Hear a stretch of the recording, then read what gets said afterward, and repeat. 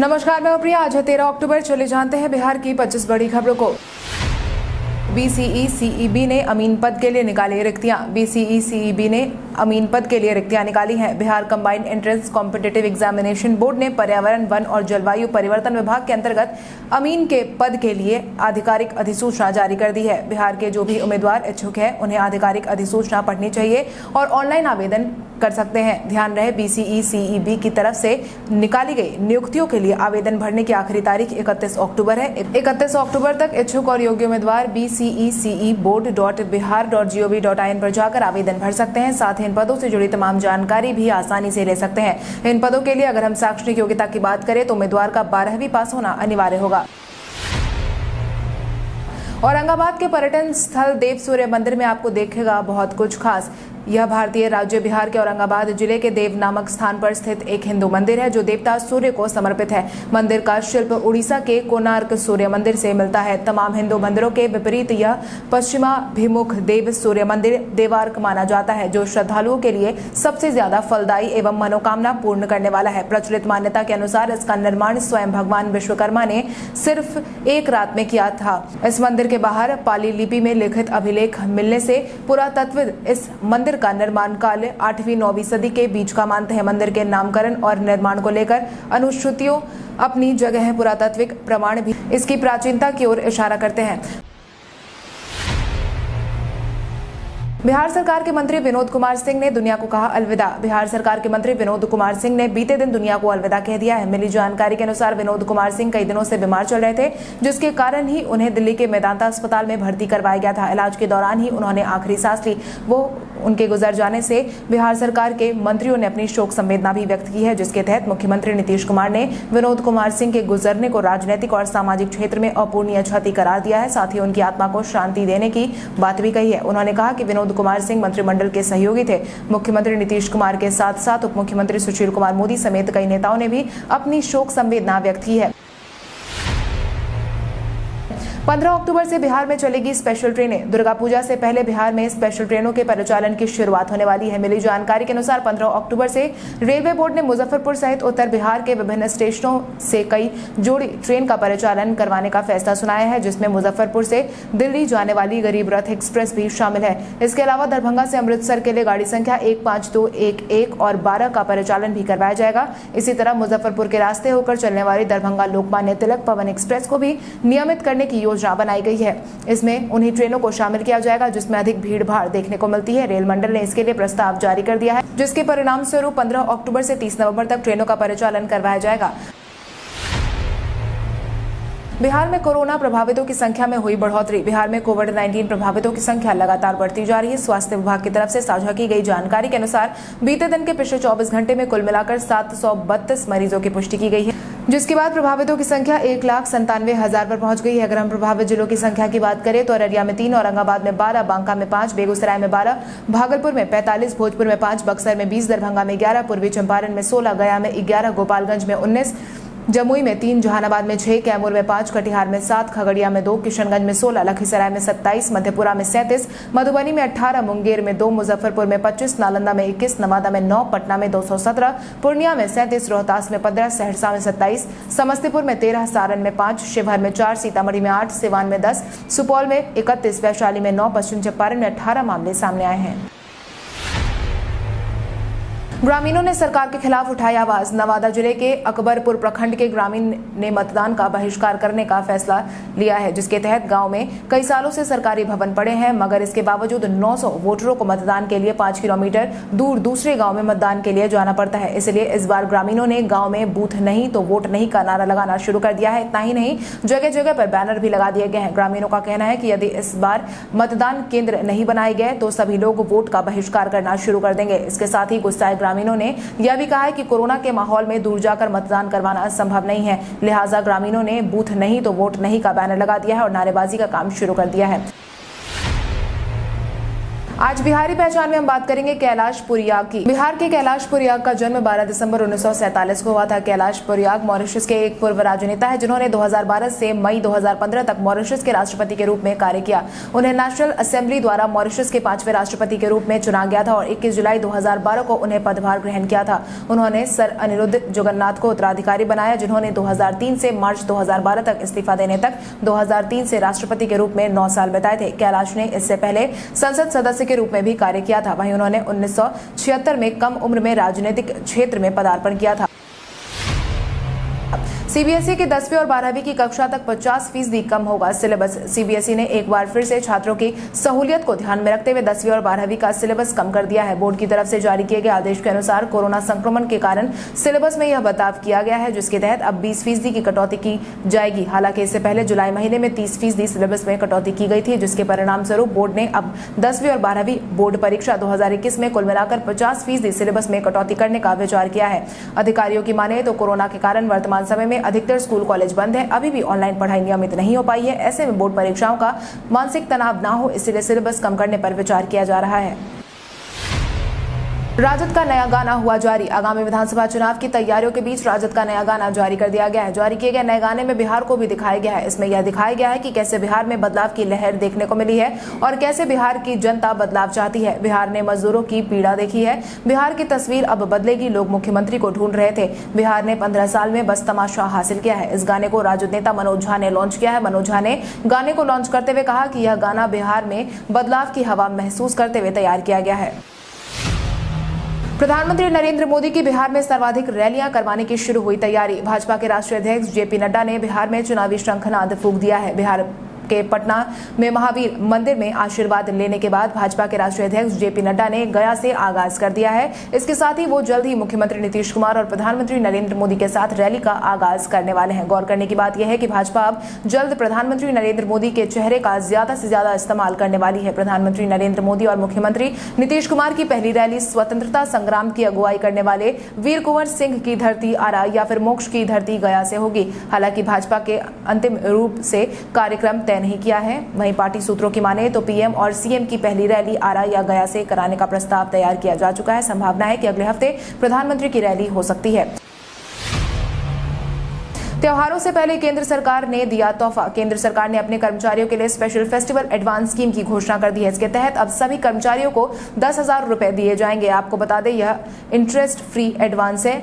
इसे 10 किश्तों में वापस किया जा सकता है। सरकारी कर्मचारियों को यह लोन प्रीपेड रुपए कार्ड के रूप में दिया जाएगा। हालांकि सरकार ने यह साफ कर दिया है कि इसका इस्तेमाल पीओएस मशीन पर ही किया जा सकता है और इसे पैसे को एटीएम से नहीं निकाला जा सकता। आपको बता दें उपभोक्ता खर्च बढ़ाकर अर्थव्यवस्था में मांग बढ़ाने की योजना के तहत सरकार ने यह कदम उठाया है।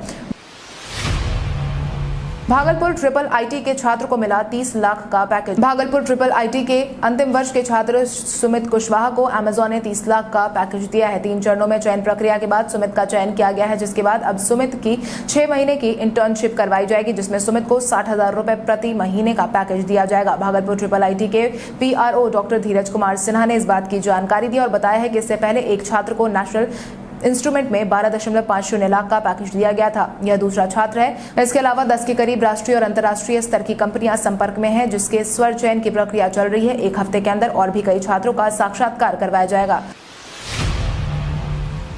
अब घर बैठे बैठे कर सकेंगे वोटर लिस्ट में अपना नाम चेक। इस साल 3 चरण में होने वाले विधानसभा चुनाव में जहां पार्टियां अपनी तैयारियों में जुट गई है वहीं दूसरी तरफ मतदाताओं को भी मतदान करवाने की तैयारी हो रही है जिसके तहत वोटर लिस्ट में नाम चेक करने की प्रक्रिया में सहूलियत दी गई है। जिसके तहत वोटर लिस्ट में नाम होने की स्थिति में आम नागरिकों को वोटर आईडी कार्ड नहीं होने की स्थिति में आधार कार्ड या बैंक के खाते की मदद से वोट दे सकेंगे। अब जब चुनाव प्रचार जोरों पर है तो मतदाता भी यह जानने को बेताब है कि उनका नाम वोटर लिस्ट में है या नहीं। तो आप बस 2 मिनट में जान सकते हैं कि आपका नाम वोटर लिस्ट में है या नहीं, जिसकी जानकारी अब आप बड़ी ही आसानी से चुनाव आयोग की आधिकारिक वेबसाइट eci.gov.in पर जाकर ले सकते हैं। इतना ही नहीं, आप SMS के माध्यम से भी अपना नाम चेक कर सकते हैं जिसके लिए आपको बस 1950 पर SMS करना होगा। सुशांत सिंह राजपूत मामले में सेशन कोर्ट ने करण जौहर समेत 7 को भेजा नोटिस। सुशांत सिंह राजपूत मामले में कई सेलिब्रिटीज की मुश्किल खत्म होने का नाम नहीं ले रही है। एम्स के डॉक्टरों की तरफ से भेजे गए रिपोर्ट के बाद भी मुश्किलों का दौर जारी है। इसी क्रम में पूछताछ के लिए मुजफ्फरपुर के सेशंस कोर्ट की तरफ से सत्र न्यायाधीश ने करण जौहर, आदित्य चोपड़ा समेत 7 निर्देशकों के खिलाफ नोटिस जारी कर दिया है। साथ ही इन सभी को 21 अक्टूबर को अदालत में पेश होने की मांग की है। आपको बता दें, सुशांत सिंह राजपूत के कथित तौर पर अपनी जान लेने की बात सामने आने के बाद मुजफ्फरपुर के जिला एवं सत्र न्यायालय में 8 फिल्मी हस्तियों के खिलाफ दायर परिवाद पर सुनवाई के दौरान उक्त फैसला लिया गया है, जिस पर अपर जिला एवं सत्र न्यायाधीश ने करण जौहर, आदित्य चोपड़ा, साजिद नाडियावाल, भूषण कुमार, एकता कपूर, संजय लीला भंसाली एवं दिनेश विजयन के खिलाफ नोटिस जारी किया है। कोर्ट ने इन सभी को 21 अक्टूबर को अदालत में हाजिर होने का आदेश जारी कर दिया है। मतदाता को जागरूक करने के लिए साइकिल पर सवार हुए कुमार रवि। बिहार में विधानसभा चुनाव की तैयारियां जोर शोर से हो रही है। वहीं चुनाव में ज्यादा से ज्यादा मतदाताओं को जोड़ना भी चुनाव में एक चुनौती बन गई है। इसी को ध्यान में रखते हुए पटना के जिलाधिकारी कुमार रवि पटना वासियों के बीच मतदाता जागरूकता कार्यक्रम के तहत खुद साइकिल से निकल पड़े थे। इसी बात से अनुमान लगाया जा सकता है कि जिला प्रशासन भी चुनाव की तैयारियों में जुट गया है। स्वीप कार्यक्रम के अंतर्गत साइकिल रैली का आयोजन किया गया और इसका उद्देश्य लोगों को वोट डालने के लिए जागरूक करना था। बिहार विधानसभा चुनाव में मतदाता का प्रतिशत बढ़ाने और चुनाव में ज्यादा से ज्यादा लोगों को भाग लेने के लिए प्रेरित करने के लिए यह कदम उठाया गया है। चुनाव से पहले ही पीडीए गठबंधन में पड़ी फूट। बिहार विधानसभा चुनाव को लेकर राज्य में कई गठबंधन तैयार हो गए हैं। हालांकि चुनाव के माहौल में दल बदल की राजनीति भी देखने को मिल रही है। इसी क्रम में बीते दिन जाप प्रमुख पप्पू यादव को करारा झटका लगा है। विभिन्न दलों के साथ बनाए गए गठबंधन में शामिल इंडियन यूनियन मुस्लिम लीग ने अलग होने का ऐलान कर दिया है। इंडियन यूनियन मुस्लिम लीग के महासचिव मुख्तार अंसारी ने बताया कि कॉमन मिनिमम प्रोग्राम और सीटों पर सहमति नहीं बनने के कारण पीडीए गठबंधन से उन्होंने अलग होने का निर्णय लिया है। उन्होंने कहा कि बिहार विधानसभा चुनाव में मुस्लिम वोटरों की हिमायती बनने वाले पप्पू यादव ने इंडियन यूनियन मुस्लिम लीग में पीडीए का गठबंधन तो किया, मगर मुस्लिम लीग की मांग समझने में नाकामयाब रहे। बाहुबली शहाबुद्दीन की पत्नी हिना शहाब ने किया मैदान में उतरने से इनकार। सलाखों के पीछे बंद शहाबुद्दीन की पत्नी हिना शहाब ने विधानसभा चुनाव 2020 के चुनावी रण में उतरने से मना कर दिया है। राष्ट्रीय जनता दल ने उन्हें सिवान जिले से रघुनाथपुर से मैदान में उतरने का प्रस्ताव दिया था। हिना शहाब के इनकार के बाद उनके करीबी हरिशंकर यादव को दोबारा राजद का टिकट मिल गया है। पिछली बार भी हिना ने हरिशंकर को ही चुनावी मैदान में उतारने का फैसला लिया था, जिसके बाद उन्हें वहां से जीत मिली थी। गौर करने वाली बात यह है कि हिना शहाब मैदान में उतरी हैं, मगर वो साल 2009, 2014 और 2019 के लोकसभा चुनाव में हार गई थी। हालांकि एक समय था जब सिवान में शहाबुद्दीन का दरबार लगता था। मुख्यमंत्री नीतीश कुमार ने की अपने वर्चुअल रैली की शुरुआत। आगामी विधानसभा चुनाव को ध्यान में रखते हुए मुख्यमंत्री नीतीश कुमार बीते दिन से अपने चुनावी मुहिम की शुरुआत कर चुके हैं। वहीं वर्चुअल माध्यम से लगभग 35 विधानसभा क्षेत्रों के एनडीए कार्यकर्ताओं और वहां की आम जनता को संबोधित करते हुए एनडीए प्रत्याशियों को जीत दिलवाने की मुहिम में जुटने लगे हैं। साझा की गई जानकारी के अनुसार एनडीए गठबंधन के तहत जदयू, भाजपा, हम और वीआईपी की तरफ से ताल ठोक रहे प्रत्याशियों को जीत दिलवाने के लिए प्रधानमंत्री नरेंद्र मोदी और मुख्यमंत्री नीतीश कुमार की कम से कम 11 जनसभाओं का आयोजन करवाया जाएगा। साझा जनसभा का कार्यक्रम भी जल्द ही तेज होने की उम्मीद जताई जा रही है। इसके साथ ही 14 अक्टूबर से मुख्यमंत्री नीतीश कुमार हेलीकॉप्टर से जनसभाओं को संबोधित करने बिहार के विभिन्न क्षेत्रों में जाने वाले हैं। लालू के दोनों लाल आज रोसड़ा से करेंगे चुनाव का आगाज। लालू प्रसाद यादव के दोनों बेटे आज रोसड़ा से चुनावी शंखनाद फूंकने वाले हैं। मिली जानकारी के अनुसार आगामी विधानसभा चुनाव को ध्यान में रखते हुए नेता प्रतिपक्ष तेजस्वी यादव और उनके भाई तेज प्रताप यादव आज एक साथ मैदान में उतरेंगे। हालांकि आज तेजस्वी यादव तेज प्रताप यादव के साथ पहले हसनपुर जाएंगे। पर्चा दाखिल करने के बाद दोनों रोसड़ा में चुनावी रैली में भाग लेंगे। उम्मीद जताई जा रही है कि आज 10:30 बजे तेज प्रताप पर्चा भरेंगे। इसके लिए तेजस्वी यादव अपने हेलीकॉप्टर से पहुंचने वाले हैं। वहीं आज सबकी निगाह तेज प्रताप यादव के अनोखे अंदाज पर भी रहने वाली है।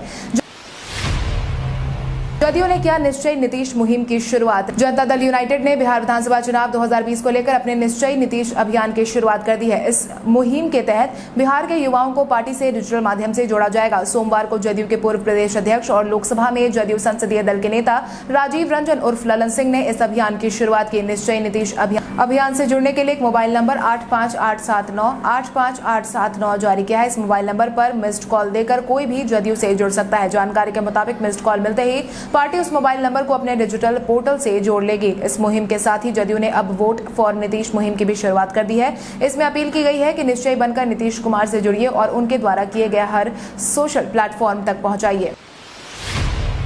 राजद ने दूसरे चरण में 32 उम्मीदवारों को दिया टिकट। आगामी बिहार विधानसभा चुनाव को ध्यान में रखते हुए राजद ने 32 उम्मीदवारों को टिकट दे दिया है। इन उम्मीदवारों को पार्टी ने सिंबल दे दिया है। जल्द ही उम्मीदवार अपना नामांकन करेंगे। वहीं दूसरी तरफ कई उम्मीदवारों ने अपना नॉमिनेशन जारी कर दिया है। आपकी जानकारी के लिए आपको बता दें, राजद की दूसरी लिस्ट में लालू के बड़े बेटे तेज प्रताप यादव, अबू दोजान, लवली आनंद, ऋतु जायसवाल और लालू के हनुमान कहे जाने वाले भोला यादव जैसे बड़े नेता के नाम शामिल है।